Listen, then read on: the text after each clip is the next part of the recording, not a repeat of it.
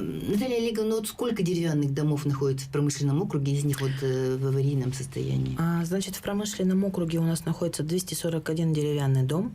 Признано аварийными официально 39 домов. Это И это не частный фонд, это только вот деревянные двухэтажные? Это именно деревянные двухэтажные дома. 39 признано аварийными на сегодняшний момент. И, значит, 31 дом необходимо признать аварийным. Но тут у нас стала немножко дилемма. Почему? Потому что если мы сейчас эти дома признаем аварийными, значит, ни управляющие компании, ни фонд капитального ремонта не имеют права, значит, приступать к ремонту этого дома, если он признан аварийным. Все, он уже непригоден для проживания, не подлежит ремонту. Снос этих домов ориентировочно будет в 2020-х, каких непонятных годах, то есть официально даты не установлены. Поэтому получается, если мы их сейчас признаем аварийными, ремонтировать их никто не будет, дома будут приходить, значит, еще в большее упадочное состояние, и не факт того, что, значит, эти дома не разрушатся до сноса, и люди у нас не останутся без жилья. Поэтому сейчас нам остается только решать, хотим мы признать свои дома, значит, деревянные, аварийными, либо не хотим. Либо мы сохраняем за собой шанс как-то немножечко, чтобы госструктуры ухаживали за нашими домами, да, хотя бы частично, либо мы вообще теряем их поддержку в случае признания домов аварийными. Ну, есть же какие-то объективные параметры, там, процент износа. Если высокий процент износа, они же как не могут не признать его аварийными? Нет, эти дома бесспорно признают аварийными, просто проблема в том, что отсутствует финансирование, значит, а дома после признания аварийными ставят в программу по расселению ветхого аварийного жилья, и в каком году они попадут именно под снос, вот это неизвестно.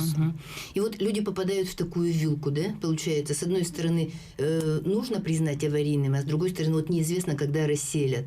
И поэтому, если признали аварийными, то уже нельзя там проводить никакие ремонтные работы. Да, эти дома не подлежат уже ни переселению, то есть, значит, даже ремонту.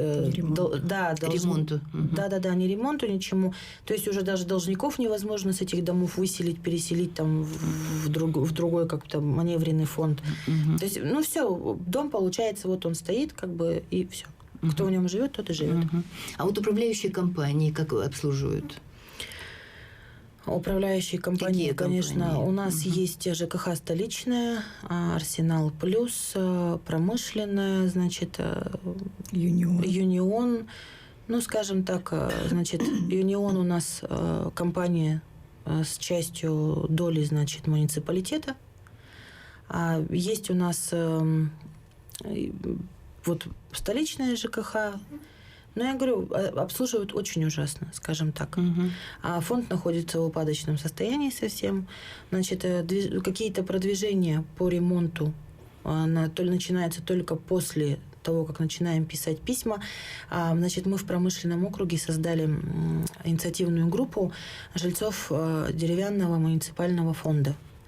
И в нашу группу входит 8 человек. И вот мы систематически ведем переписку со структурами, с госструктурами, значит, с управляющими компаниями, выставляем им свои требования, где-то просьбы. Но на данный момент пока никакой реакции абсолютно нету. Идут только отписки. Отписки идут все на управу, значит, получается. В общем, все бразды правления... А у управы нет финансовых средств решить ваши проблемы. Соответственно. И получается замкнутый круг. Да. Так, у нас телефонный звонок. Алло. Вот какой вопрос. Здравствуйте. Здравствуйте. Представьтесь, пожалуйста. Это, скажем, инкогнито с пригорода. У меня вот такой вопрос. Когда у нас в Якутске вообще будут снаружи дома старые белиться там или красить, или, приводить в божеский вид, а? Вы посмотрите, вот заезжаешь в город, стромота. Стоят красивые дома, и тут же рядом, это же что-то. Десятилетиями. Когда-то же можно хотя бы пятилетку раз покрасить там, может быть, кого-то. Людмила Герасимовна, вы с управляющими компаниями работаете. Вообще это входит в обязанности управляющих компаний? Вы внешний вид следите? Значит, по фасаду. Я как поняла, это волнует вопрос фасада. Конечно, это входит, но в капитальный ремонт дома. Управляющая компания самостоятельно это сделать не может. Все дома при въезде в город или в самом городе они все поставлены на определенный год на капитальный ремонт.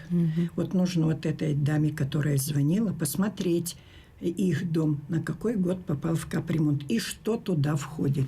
А входит это и ремонт крыши, ремонт фасада, отопительное электроводоснабжение всего. То есть кроме подъездов. А ремонт подъездов управляющая компания должна осуществлять за свой счет, да? Вот сейчас очень большой вопрос стоит по ремонту подъездов. И вы, наверное, и вот в промышленном, и везде, где деревянные дома, даже и в каменных домах заходишь, ужасно есть подъезды. Спрашивается, почему не делается. Конечно, это управляющая компания, техническое обслуживание, но сейчас и в администрации города этот вопрос как-то рассматривался. Собственники должны тоже принимать в этом участие. Вот мы, например, в своем доме, я тоже в промышленном живу, в деревянном доме. И когда мы составили смету своего подъезда, допустим, вот, а потом с управляющей компанией мы уже обговариваем, давайте мы за наш счет, собрание провела в подъезде, все, за наш счет мы купим материал, а вы сделаете нам бесплатно. То есть 50 на 50. То есть вот это собственники тоже могут договариваться с управляющими компаниями. Вот так вот, значит, да?